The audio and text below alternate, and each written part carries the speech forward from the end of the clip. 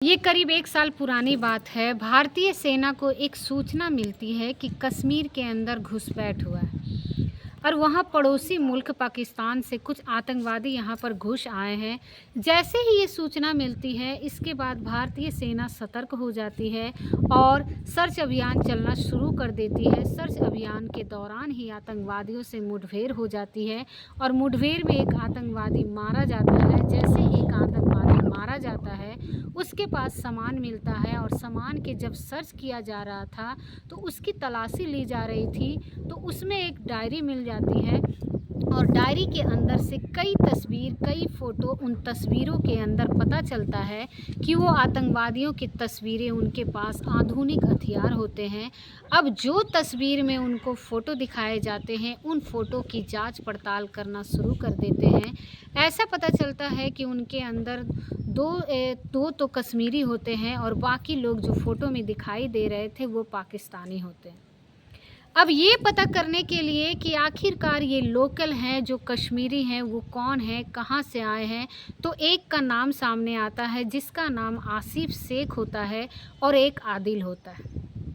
अब इनकी जब तलाश करना शुरू कर दिया जाता है तो ये जो प्रशासन है, एजेंसियां हैं, सेना है, ये अपने हिसाब से, अपने तरीके से जांच पड़ताल कर ही रही थी कि 22 अप्रैल 2025 को पहलगांव के अंदर कुछ आतंकवादी हमला कर देते हैं और हमला कर देने के बाद टारगेट बना के लोगों को मारते हैं।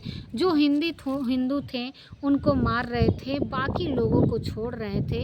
इस घटना से पूरे देश भर में बवाल मच जाता है। हर कोई सवाल खड़े करने लगता है, हर कोई इस घटना को लेकर दुख भी व्यक्त करने लगता है और अब एजेंसियां और साथ ही भारतीय सेना अपने इस मामले की जांच पड़ताल करना शुरू कर देती है कि आखिरकार वो आतंकवादी कौन हैं। जो 2 आतंकवादी भारत यानी कश्मीर के हैं और साथ ही 3 आतंकवादी इसमें शामिल बताए जाते हैं जो पाकिस्तान के हैं।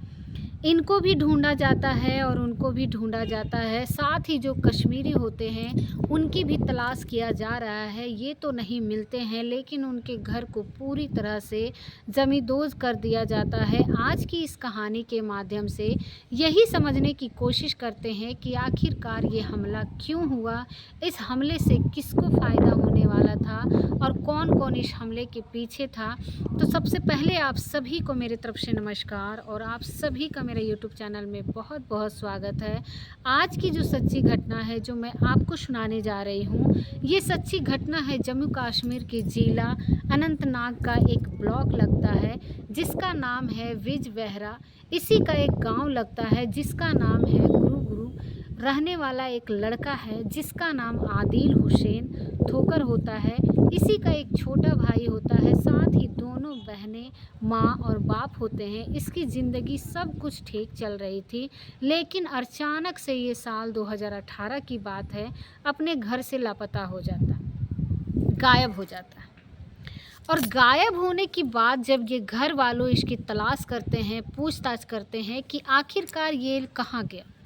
जब घर वालों को पता चलता है कि ये पाकिस्तान चला गया, पाकिस्तान में आतंकवादी की ट्रेनिंग लेने के लिए, खुद आतंकवादी बनने के लिए कश्मीरी ऐसे लोगों को बोलते हैं मुजाहिदीन बनने के लिए चला जाता है। अब घर वालों को ये कोई जानकारी नहीं है कहाँ गया, मर गया या ज़िंदा है, उसने क्या काम किया, क्या नहीं किया।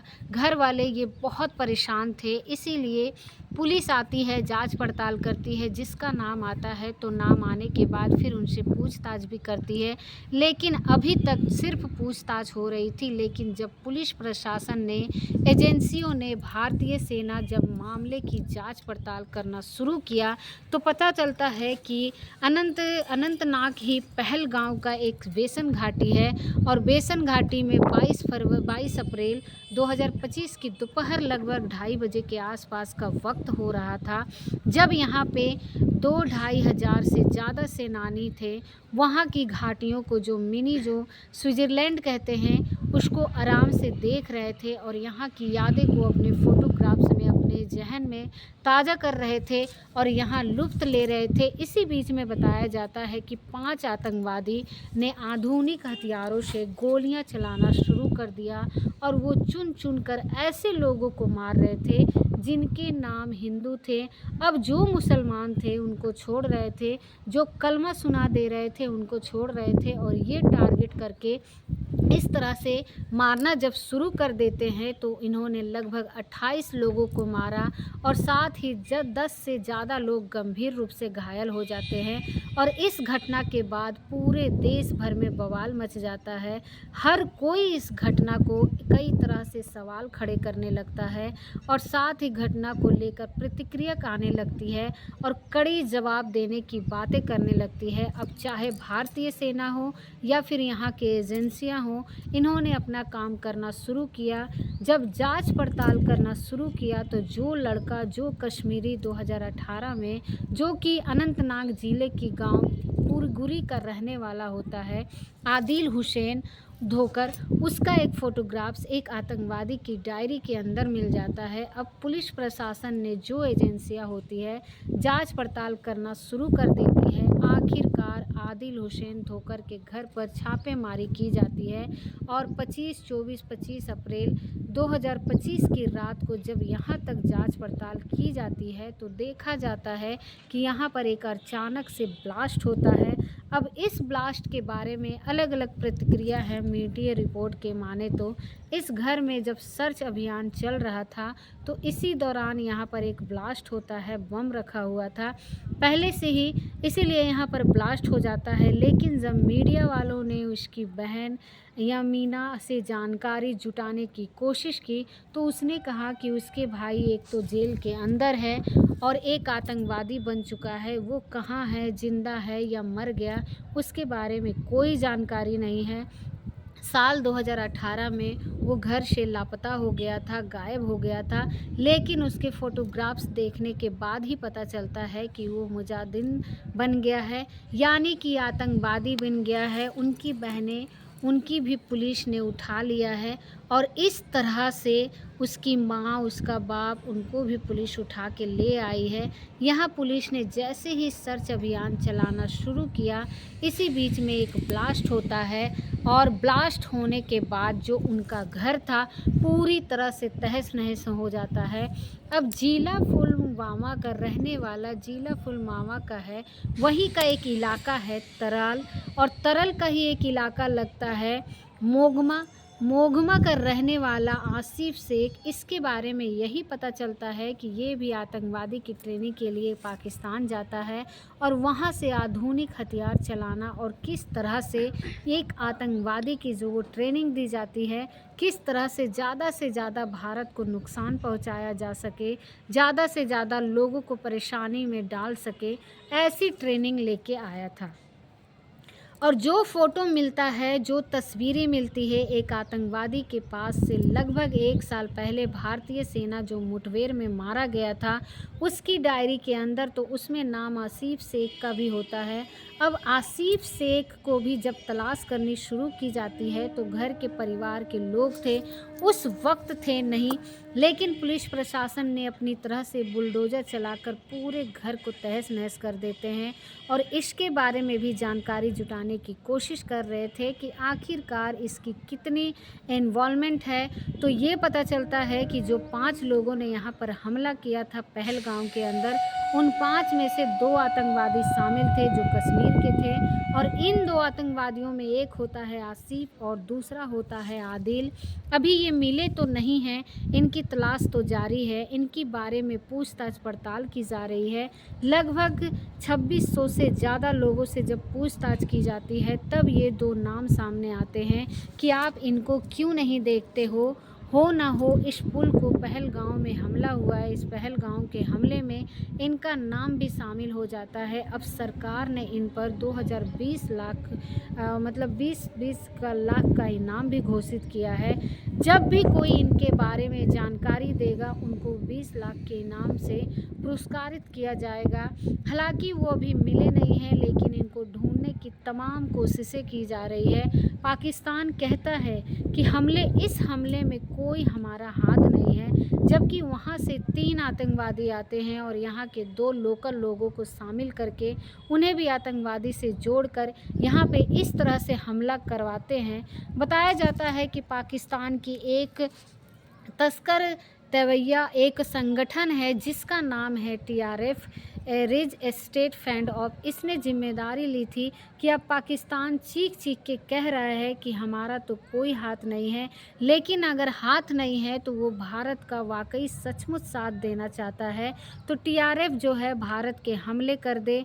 भारत अपने आप पूछ लेगा कि तुम जिम्मेदारी ले रहे हो कि हमने हमला कराया है, तो फिर जब जाहिर सी बात है उसके बारे में एक एक जानकारी जुटाना, फिर तो वो बाएं हाथ का खेल हो जाता है।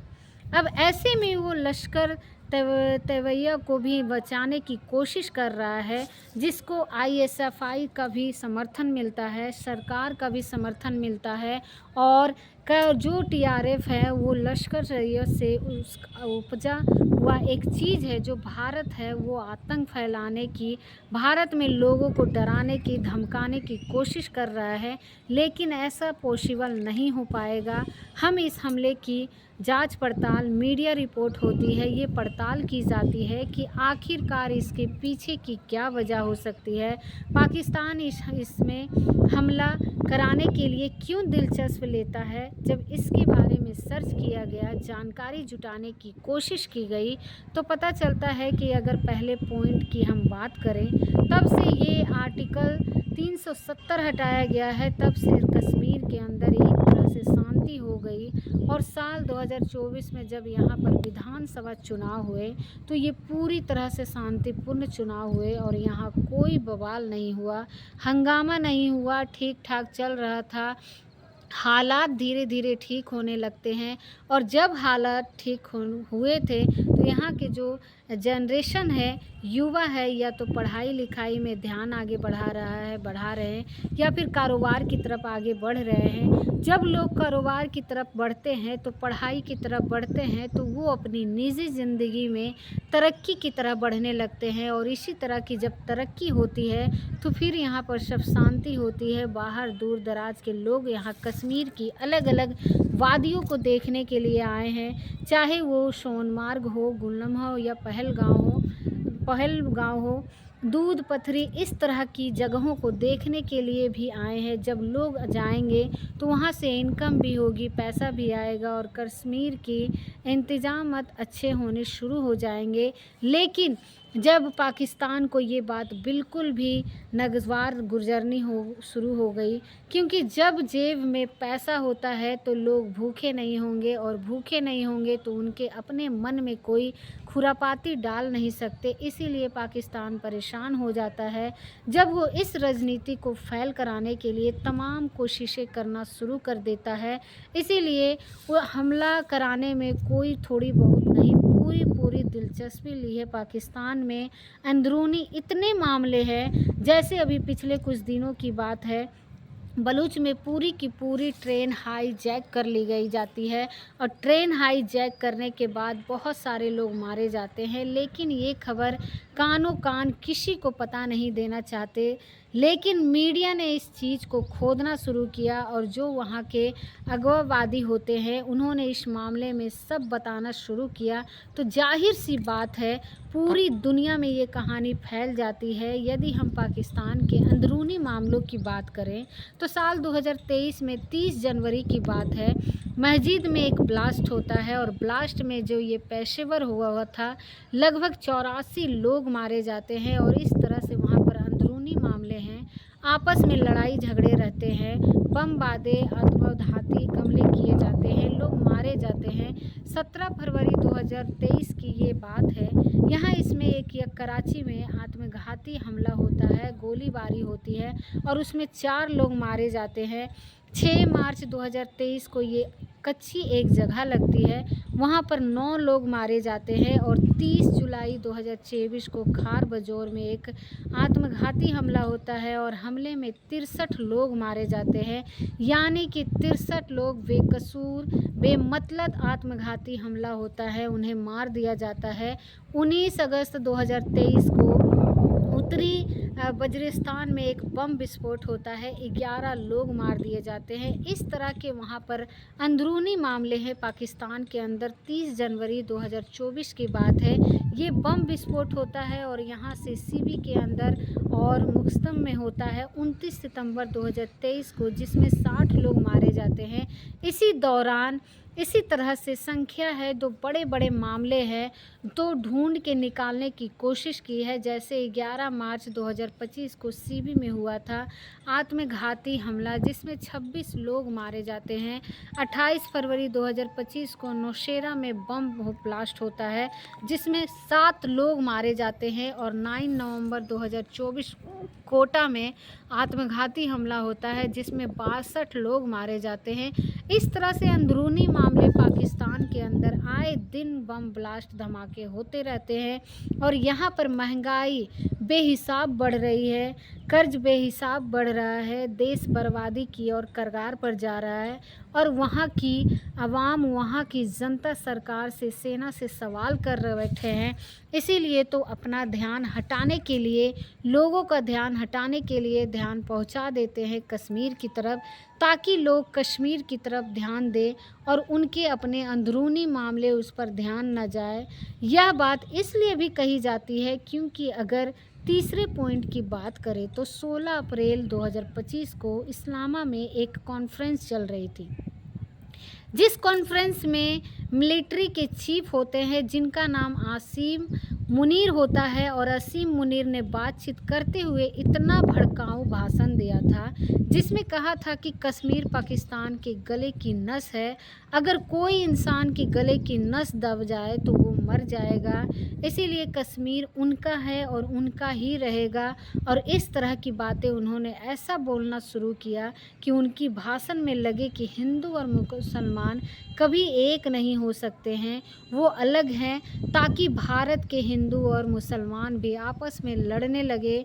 उन्होंने कश्मीरियों को बरगलाने की पूरी कोशिश करना शुरू कर दिया। लेकिन जिस तरह से फ़िलहाल वर्तमान में अब हालात अच्छे होने शुरू हुए, कश्मीरियों का मन अब काम धंधे में लगने लगा, टूरिस्ट में जाने लगा। अब ध्यान को हटाने के लिए इस तरह से जो मिलिट्री चीफ है आसिम मुनीर, उन्होंने भी ये कहना शुरू कर दिया कि हम इस जो लड़ाई है, संघर्ष है, उन कश्मीरियों का, उनमें हम आपका साथ देंगे।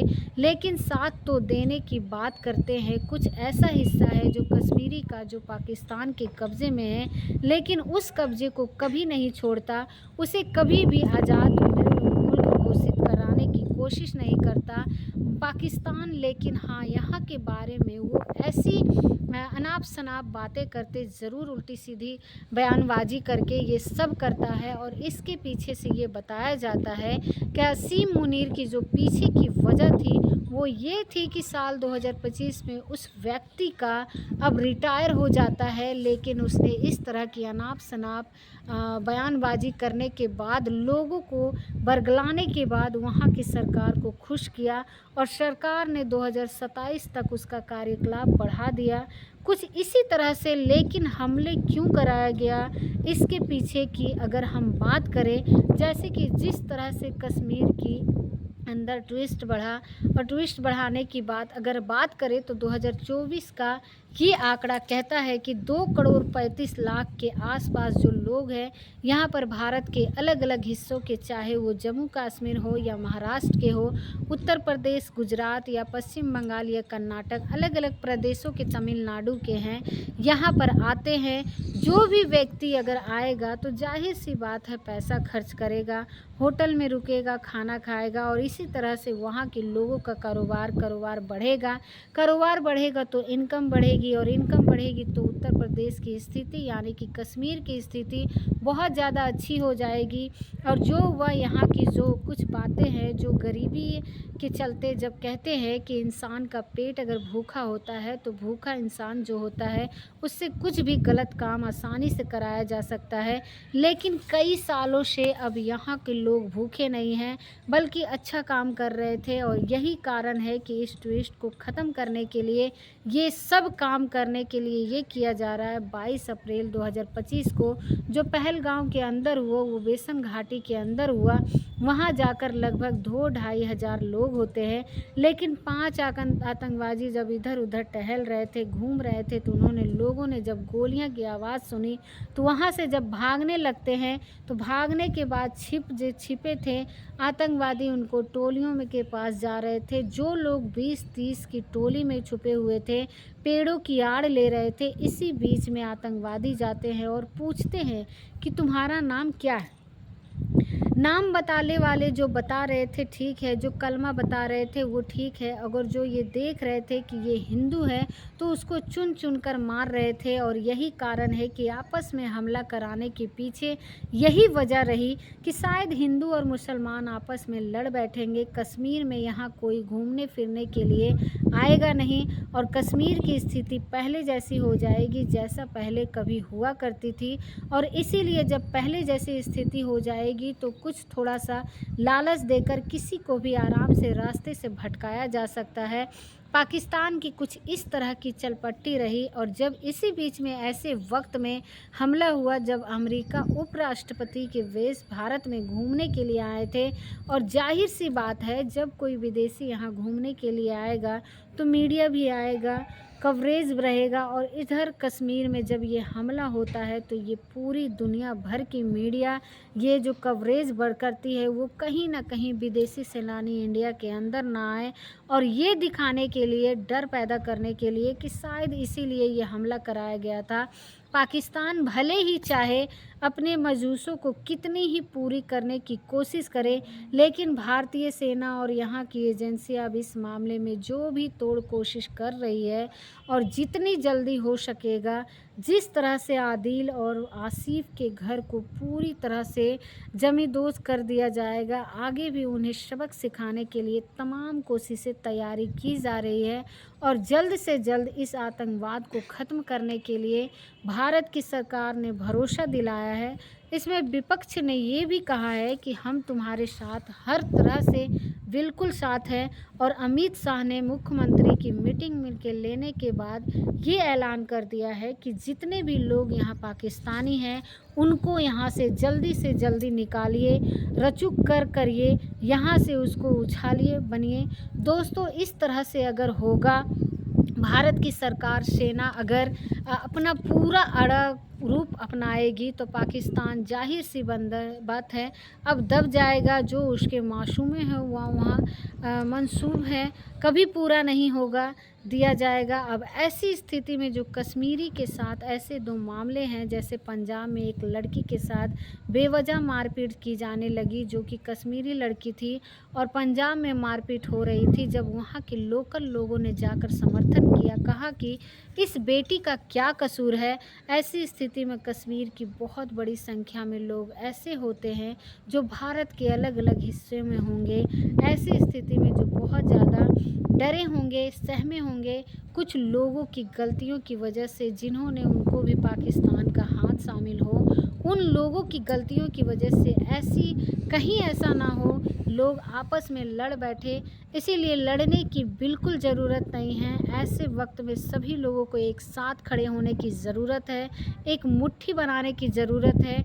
दोस्तों, इस पूरे घटनाक्रम को सुनाने का उद्देश्य किसी को परेशान करना नहीं, किसी का दिल दुखाना नहीं, बल्कि आपको जागरूक करना है, आपको सचेत करना है। और उम्मीद करते हैं कि आपको ये वीडियो बहुत ही ज़्यादा पसंद आया होगा। और अगर आपको ये वीडियो अच्छी लगी तो एक लाइक करके हमारे चैनल को ज़रूर सब्सक्राइब करें, और हमारे वीडियो को भी लाइक करें ताकि मेरा जो हौसला है वो बढ़ता रहे।